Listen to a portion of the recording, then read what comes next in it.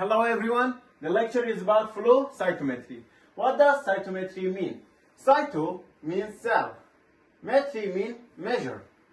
So it's an instrument or technique which we analyze and sort individual cell or particles into a fluid stream where it passes through a laser beam. By using laser detector and fluorescent marker, we are going to be able to measure the physical and chemical properties of cell, including its size, granularity, and internal complexity, which is the protein expression and DNA content, and also the fluorescent intensity.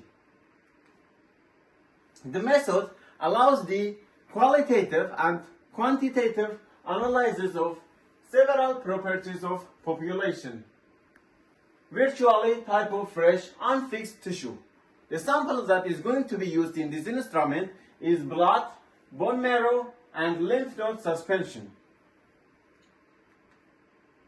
The component of flow cytometry, as you can see, it consists of four main components: the fluidics, the optic system, electronic system, and dichroic mirror.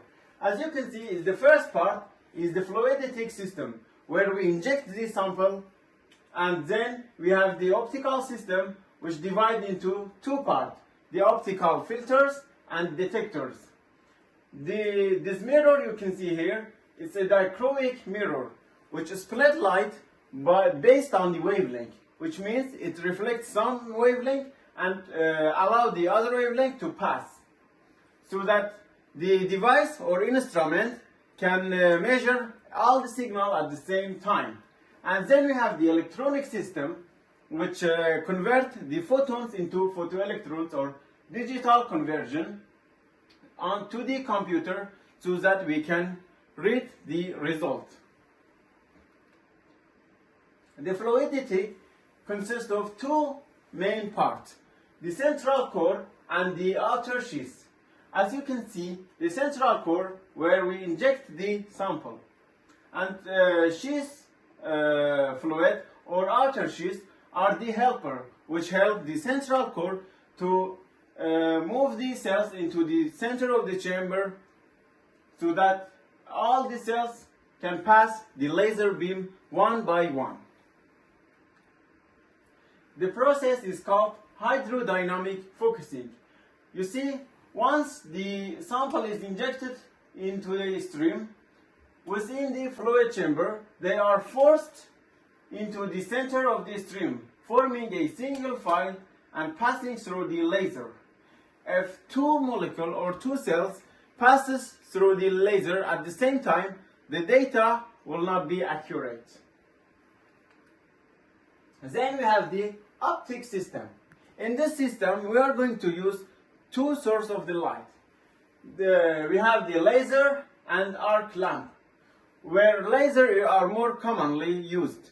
Why lasers are more common? Because they are highly coherent and uniform. They can easily focus on a very small area. When the light intersects a laser beam, two events occur: light scattering and emission of light.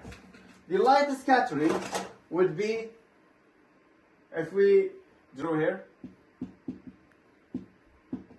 light will be divided into two parts: the forward scatter, and we have the side scatter.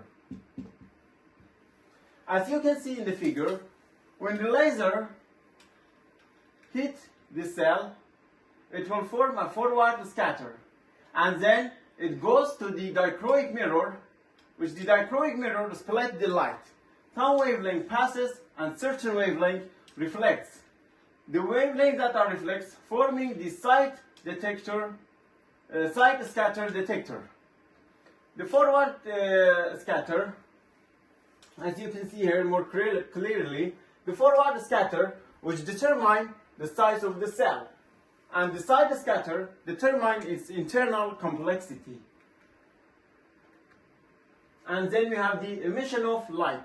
As the fluorescent molecule present in or on the particle they interrogate by the laser light, which divides into 3 tubes, which we call it photomultipliers tube.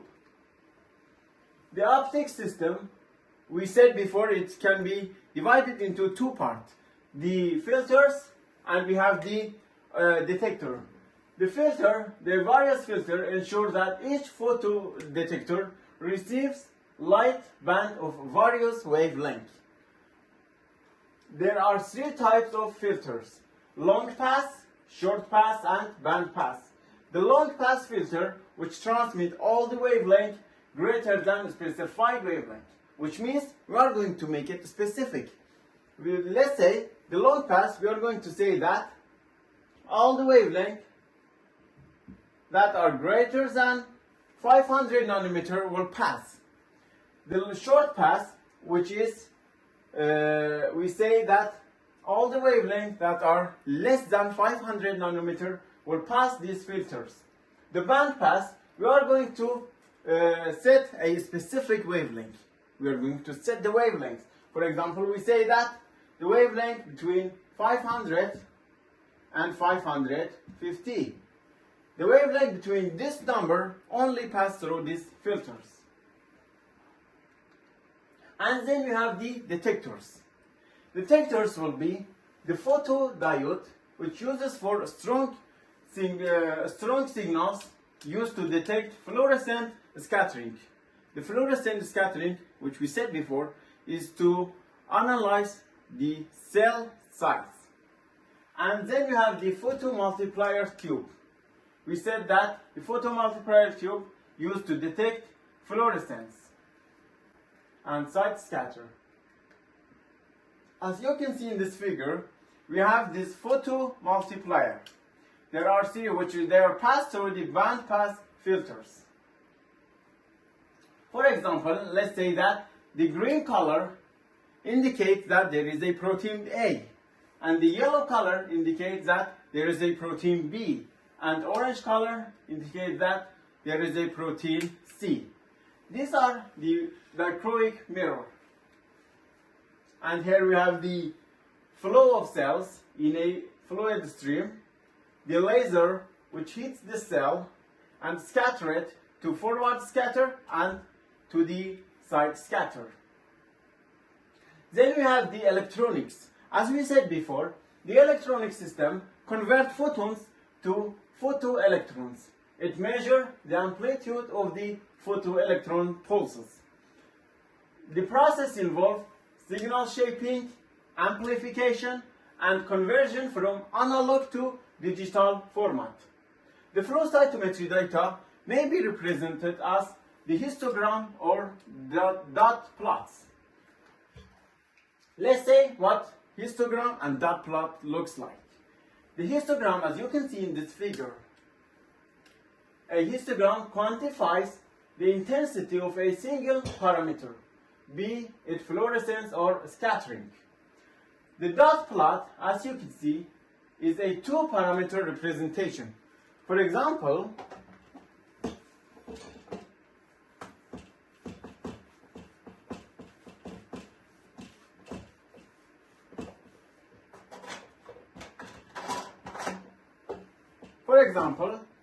here we have a dot plot. Before we said that the side scatter measures the cell's internal complexity. What is it contained inside? It's a granule, its granularity, lymphocyte, monocyte. They say when the cell passes through the laser, when it detects the cell, let's say there is a leukocyte, another cell lymphocyte, or it has protein A, protein B, all with a dot plot. The basic mechanism, we are going to prepare a biological sample, which we mentioned before. The sample would be blood, bone marrow, or lymph node suspension. Then we are going to label it with a fluorescent marker. We said that the device using laser, detector, and fluorescent marker to determine the specific component of this cell. Then cells move in a linear stream, which were the central core in fluidics, and focus light source is a laser beam. Fluorescent molecule get activated and emits light that is filtered and detected by sensitive light detectors, usually photomultipliers tube, the 3 tubes that we mentioned before. And then conversion all the photons into electronic or fluorescent signals to digital signals. Sample preparation. If we are going to, for example, tissue. We are going to bring the tissue and weigh it, whether it's a 1 gram, 2 gram, and then put it into a tube, mince it and digest it. We're going to use digestive enzyme, and then dead cells are going to be discriminated. And then we are going to fix it with a 4% paraffin and permeabilize with methanol and store it at -20. For blood, we are going to use antibody detections and stain the DNA and then analyze the flow cytometry results, as we said before, whether it's on the histogram or dot plot. The application, diagnosis of hematological malignancy. This device is commonly used to detect the for malignancy. For example, we are going to detect the cancer, blood cancer. If we look at the cell under the instrument and the laser beam, it can detect that there are cancerous cells. And also detection of minimal residual diseases, lymphocyte subsets enumeration, efficacy of cancer chemotherapy, and reticulocytes enumeration and cell function analysis. Application in organ transplantation.